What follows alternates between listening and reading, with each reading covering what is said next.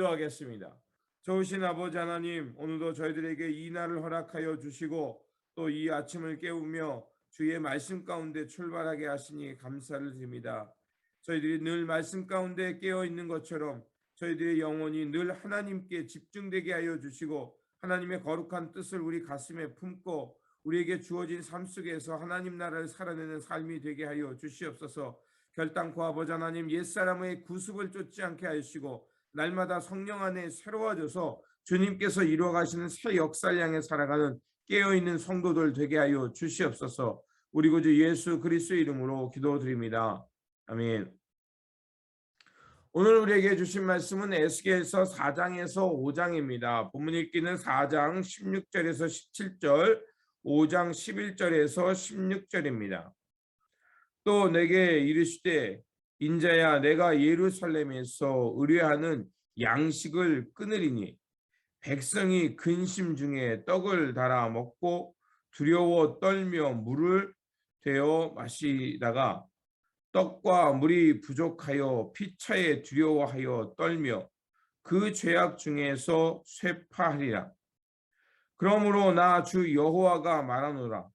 내가 나의 삶을 두고 맹세하노니 내게 모든 미운 물건과 모든 가증한 일로 내 성소를 더럽혔은즉 나도 너희를 아끼지 아니하며 긍휼을 베풀지 아니하고 미약하게 하리니 너희 가운데서 3분의 1은 전염병으로 죽으며 기근으로 멸망할 것이요 3분의 1은 너희 사방에서 칼에 엎드러질 것이며 3분의 1은 내가 사방에 흩어버리고 또 그 뒤를 따라가며 칼을 빼리라.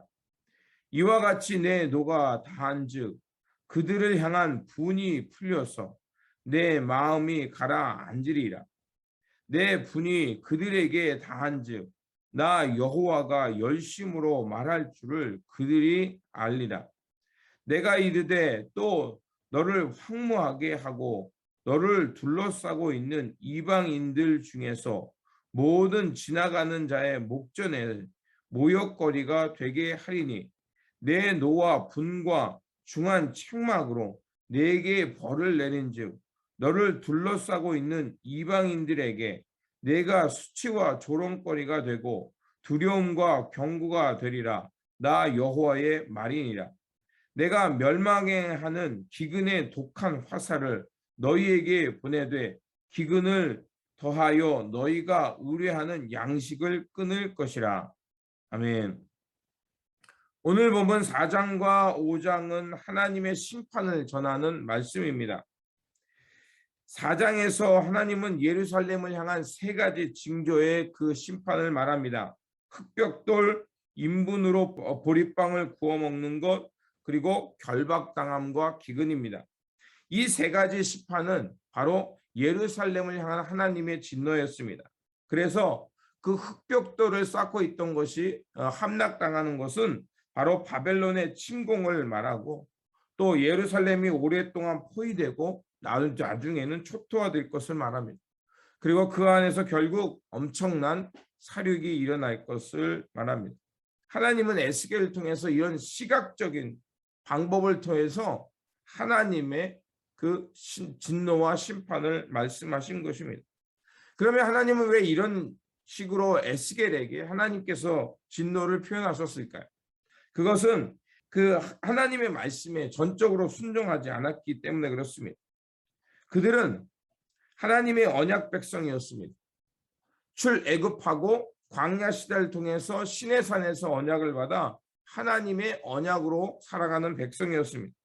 그런데 그들이 그 언약을 가지고 가나안 땅에 들어갔지만 그 언약의 말씀대로 살지 못하고 오직 그들은 그 언약과 예루살렘이 있다는 자기 특권의식 또 선민이라는 특권의식 속에서 빠져만 살았습니다. 그러면서 언약을 지키지 아니하면서도 안일하게 살려가면서 하나님의 성전과 언약이 있으니 우리는 결코 멸망하지 않을 것이라고 이렇게 낙관적으로 생각했던 것입니다. 하지만 하나님은 그 에스겔의 여러 가지 이 징조를 통해서 말하는 것처럼 언약을 떠난 백성들에게는 하나님의 진노와 심판만 있음을 말씀하고 있는 것입니다. 결국 하나님과 하나님의 말씀 언약을 떠난 백성들은 육신으로 살아갈 수밖에 없고 그 결과 그 풍요와 육신적 삶은 전쟁과 기근 그리고 죽음의 고통만 있을 뿐입니다. 또한 5장에서는 다시 한번 하나님께서 유다 백성을 향한 징계를 말씀하십니다. 하나님과 하나님의 언약을 떠난 이스라엘과 유다 백성, 그들을 향한 하나님의 진노입니다. 또 그래서 하나님은 이제 머리카락과 수염을 깎아두면서 그것을 저울에 달아 3분의 1은 성읍 안에서 불사르고 또 3분의 1은 사방으로 또 흩어버리시고 또 3분의 1은 바람으로 날려버립니다. 이러한 그 표현들은 결국 3분의 1은 이스라엘 백성들이 그 예루살렘에 남아있지만 결국 타 죽게 된다는 것이고 또 3분의 1은 그 바벨론의 침략에서 살육당하는 것 그리고 3분의 1은 열방으로 흩어지는 것을 말합니다. 자, 이렇게 이스라엘 백성들은 바벨론의 공격당해서 성 안에서 불타 죽거나 또 성 안에서 살육당하거나 또 3분의 1은 다른 열방으로 흩어져서 결국 나라를 또다시 잃어버리고 종의 삶 또 그 떠돌이의 삶을 살게 되는 것입니다. 언약 백성이 왜 이토록 하나님의 진노의 대상이 됐을까요? 그들은 그들의 목숨과 풍요, 부유함을 쫓다가 그만 언약을 잃어버렸기 때문에 그렇습니다. 앞에서 말한 대로 그들은 광야를 거쳐서 하나님의 언약 백성으로 거듭났습니다. 그리고 그 약속을 가지고 하나님께서 약속하신 가나안 땅에 들어갔는데 그만 풍요와 부유함을 쫓아서 하나님의 공의와 공법을 잃어버리고 하나님의 언약을 떠나 살았던 것입니다. 결국 그들은 하나님의 언약을 버리고 이방의 화려한 것을 쫓다가 타락의 길, 하나님 앞에서 범죄하는 길을 간 것입니다. 그래서 하나님은 언약이 살아있을 때는 그들을 지키는 하나님, 그들과 함께하며 이른 비와 늦은 비를 통해서 그들을 생을 보존해 주는 하나님이었던 것이 이제는 하나님이 그들을 향해서 진노를 발하시고 그들을 향해서 하나님께서 분노의 칼을 뽑아서 그들을 치겠다고 말씀하는 것입니다. 그 하나님의 언약 백성이었던 그들 그리고 하나님의 언약을 따라서 살아야 했던 그들이 징계가 나타나는 것은 하나님 나라의 모범이 되어 있음을 불구하고 그들은 그것을 살아내지 못했던 것입니다. 하나님께서 우리에게 언약을 주시고 특별한 은총을 주십니다. 그런 특별한 언약과 은총을 주셨다는 것은 결국 우리가 하나님 나라의 삶을 살아내라는 것입니다. 언약을 받았다는 백성, 또 하나님으로부터 먼저 부름 받았다는 것은 그들에게는 하나님의 그 백성으로서 빛과 영광을 드러낼 책임이 있다는 것입니다. 하지만 그것을 감당하지 못하면 하나님은 그들에게 더 큰 책임을 물으시겠다는 것입니다. 그렇습니다. 하나님께서 우리에게 언약을 주시고 말씀을 주시고 또 이 에스겔이 우리에게 말하는 것은 그 잘못된 특권의식에 빠져서 교만과 풍요를 향해 살지 말고 하나님의 거룩한 말씀을 받은 자답게 우리가 하나님의 언약을 따라서 언제나 겸손하고 또 하나님의 말씀에 청종하면서 하나님 나라의 빛, 또 하나님 나라의 영광을 드러내는 삶으로 살아야 될 것입니다.